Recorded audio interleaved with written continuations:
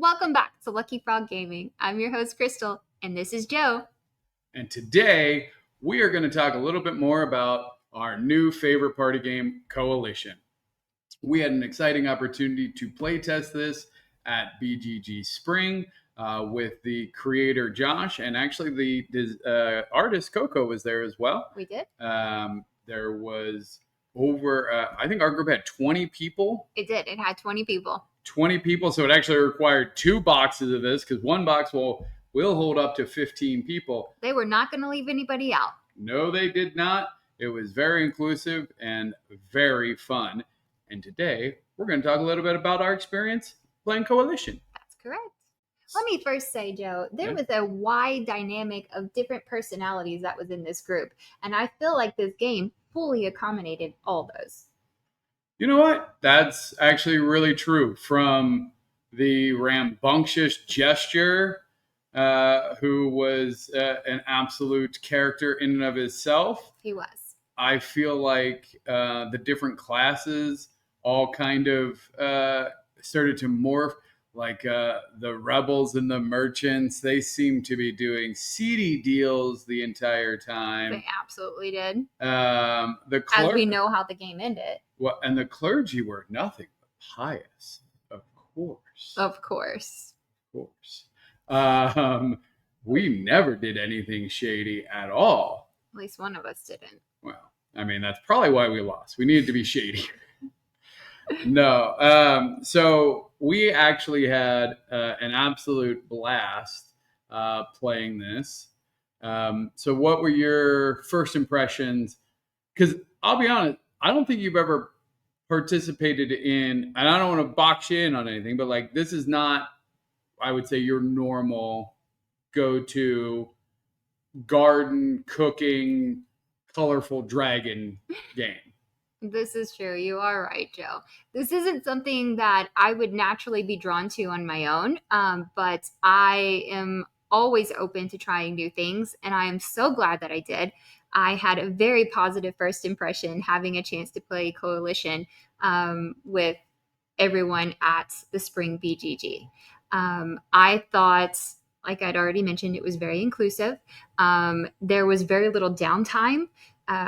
It was exciting, unpredictable, because we thought the game was going to end, and it didn't. That one round, it ended up going another one and took a whole different turn that nobody was expecting. Oh, I think it took another 2 or 3 rounds even. It did. From the initial time we thought it was going to end. We thought the merchants had it locked up, and then there was, and we found out afterwards that there was some bluffing that drained the merchants of influence, and then they couldn't close the deal, and it dragged it out. And I think the rebels ended up then winning that. They swooped in and they won. Oh, it was absolutely brutal in the best way possible. Absolutely.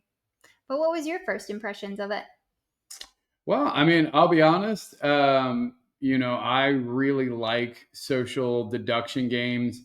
I'm used to there being a lot of hidden information and lying required, which I go back and forth on, honestly. Like, there is one part of me who's like, I'm pretty good at it. I don't like to admit that, but I can be when I need to be at hiding information.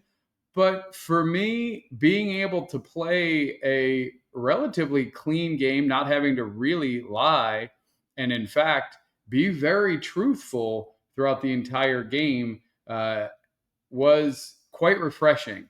I didn't feel like I needed to be deceptive. And in fact, it almost became like a truth weapon. Like, I'm telling you the truth. My deal is my bond. Like, even if I'm not doing my sigil.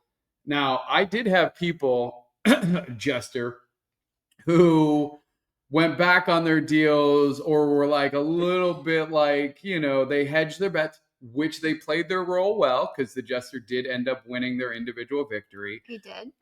So shout out for that. But, I can say that I always did exactly what I was going to say. Now, that said, you might have been talking to me in the first minute or two of the negotiation phase, and I had one plan, and then you come back to me minute 3 or 4, and a lot of things have changed since we last talked. But whatever the last thing you said at that 5 minute mark is the way you voted.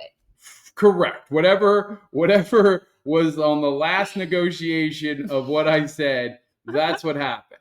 But if you didn't check with me at minute 4:59, like, you might not have all the information. That's all I'm saying. Yes, things quickly change for sure. No dull moment there. Not a single dull moment, especially with 20 people. I am looking Mhm. forward to playing a couple smaller sets. I know we are going to be hosting one here in Dallas on the 13th We are. of June, which we're hoping to get about 15 to play a full set. And then likely do some smaller ones. I'd be curious to see how a 4 or 5, like a single council, I'm curious to know too with the smaller um, player count. how that plays out. But I think, based on just kind of the general rules and the way the components play out, I think it's compelling at 4 or 15. I really do. I'm right there with you.